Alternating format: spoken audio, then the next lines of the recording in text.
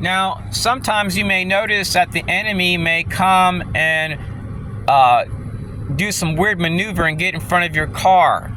Now, as you see, this car doesn't have no tag, nowhere. So if you see stuff like that, let's say you're driving on the road and they get behind you and honk the horn and then cut in front of you, that could be a way of letting you know, like, hey, you're being watched. Hello, fellow targeted individuals. One issue a lot of TIs have in the summer is issues with their car dash cams, body cameras. If you're one of those, this tip is going to help you out. Typically on car dash cams, there's a little hole. It may say like restore, or may have the letter R on it. It's a little hole. Just get a little toothpick, a needle, or even a paper clip. Open that paper clip up and just stick the point in. Just tap it a little bit. You'll feel a little thing in there move. Just slightly touch it when you feel a little something move in there a little bit. That's that button, and then it should reset it. Also, you can go into your settings and restore like new.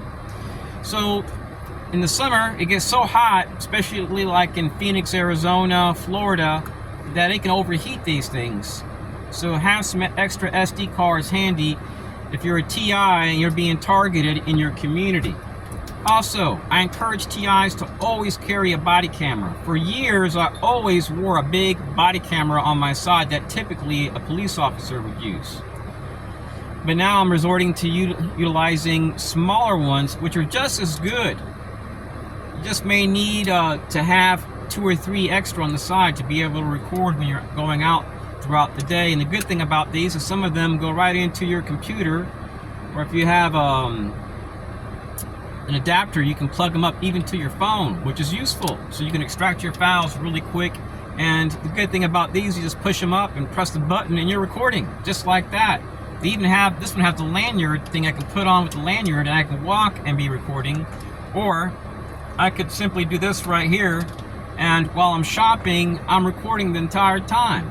Also, many targeted individuals suffer because they don't have any evidence. If you're one of those TIs, you want to do stuff like this right here. Get yourself a digital recorder. They're like 20 bucks. Buy yourself a phase 1 and phase 2 radio. Go to radioreference.com and type up your public works, your police, public safety, local sheriffs, emergency management. And if you're, let's say you're in Orlando, but you drive to Fort Lauderdale, and you notice when you get there, you're having encounters with a bunch of people that have red vehicles. Well, you can do requests to your emergency management, your sheriffs, your police for those certain times. If you're harassed at a certain time, let's say it's at 12:19, you're at the beach. Well, you may want to go back, 10, 15 minutes, and then also another 10 minutes in front of that. That way you can get everything before and after. Typically, if the request for recording is like under 30 minutes, most of the police departments will just send it to your email. Also use a VPN, use your brain. And make sure when you create that email account, you don't add your real name. So, by doing this, you can collect evidence. So I have a tremendous amount of these, just jam-packed with recordings from Austin, Texas, Albuquerque, New Mexico, even here in Florida, where people have flagged me to public works, public safety in different areas of Florida. And due to this, I have a tremendous amount of proof. I should upload it one day on the internet, on YouTube, but I know perhaps it would bore a lot of people, so I don't share it. I've shared it with like over 80 people in the past year through CDs to people that research like human rights and violations and stuff like that. And these people that are doing this, that are flagging us, are typically going to be people which are ex-military, contractors, people that work in the federal government.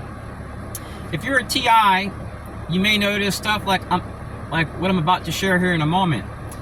Today I'm driving on the road and I'm getting close to a light.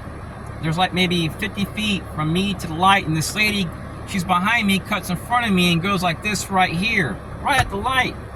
Well, the video which I'm about to share with you guys wasn't professionally made. It was done kind of like at the spur of the moment, like really quick. I'm having a sandwich and I was at a place like this right here, where there's a lake, except where I'm at right now, I hardly see anyone here. Last time I came here, a guy in a truck got behind my car, honked the horn, then drove off and left. Really weird. this is a private area. You have to live at this housing area to come here. And I know a guy from a local church, he gave me permission to come out here. So he said, if you ever question, just mention his house and his name and there'll be no problem. So the parking lot that I typically go to facing a lake, where a lot of locals park at in the afternoon, later in the afternoon, is a place where I've had some weird experiences. And these weird experiences just started. They increased. They're occurring, but not to this level.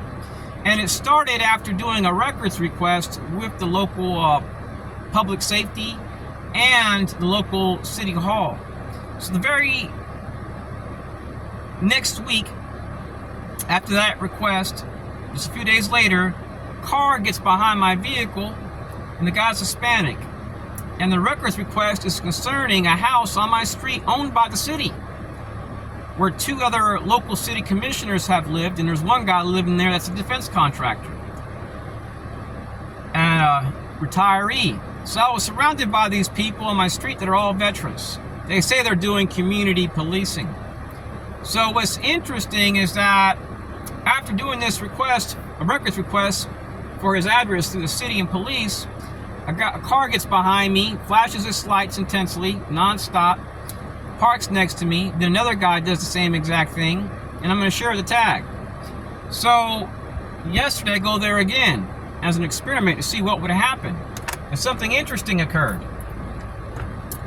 A guy pulls up next to my car with a Florida Sheriff's Association tag and drives in and does like this right here and drives off. Another car does the same thing seconds later.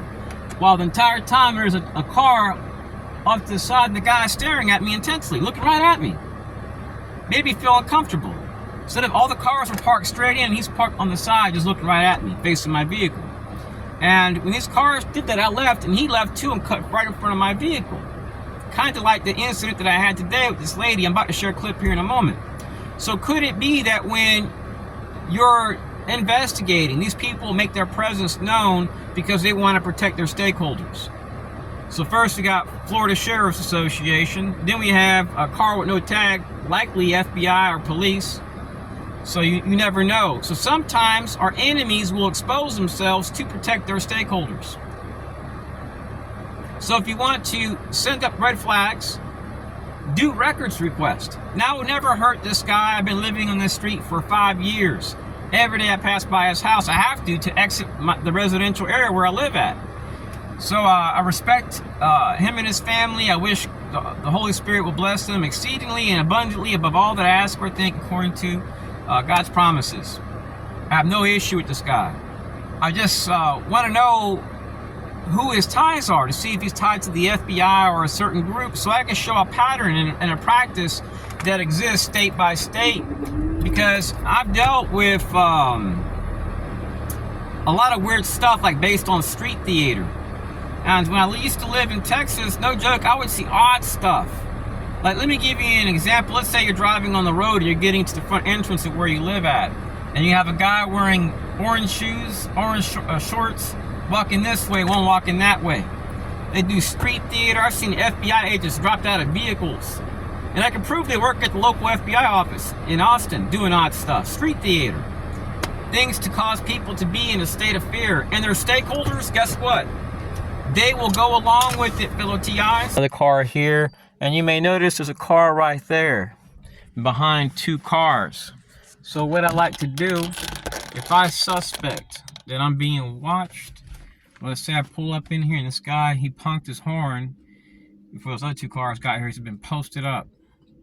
And I put myself on a high location. If you notice stuff like that, well, those are indicators that you're being watched if you see it's the same exact car. So let me see.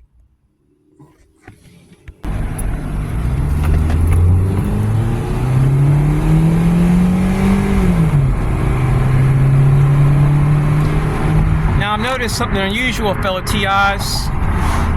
Since I've been at this park, 2 cars and got up on me. One had a Sheriff Association tag, and just seemed kind of unusual, like I'm being surveilled. So I'm gonna get the tag here real quick. Let me see if I can get it on my phone. Once I pulled out, this guy pulled out. There's a tag right there. And then this guy also pulled off the road, and he's coming the wrong way. So let me see if I can get the tag real quick. This is it right here. I find it really, really weird that I'm pulled off the road. This guy came into this place the wrong way. So that's all I want to share.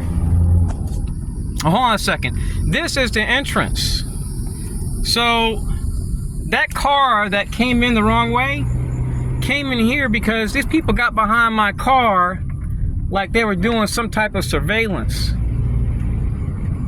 So I don't know what's going on, but it's really weird. Of sheriff's associations. Now, bring me one moment. I value my time where I can experience peace of mind. So I like to be in places where I can enjoy living. Our perpetrators would try to induce a reaction. They utilize people as human sacrifices. So that first tag that I shared with you guys, that's the guy's car. And what these people do is, fellow TIs, they will come and they'll get behind you and they may honk the horn and you're the only one around. And you've never seen these people before in your life. And I started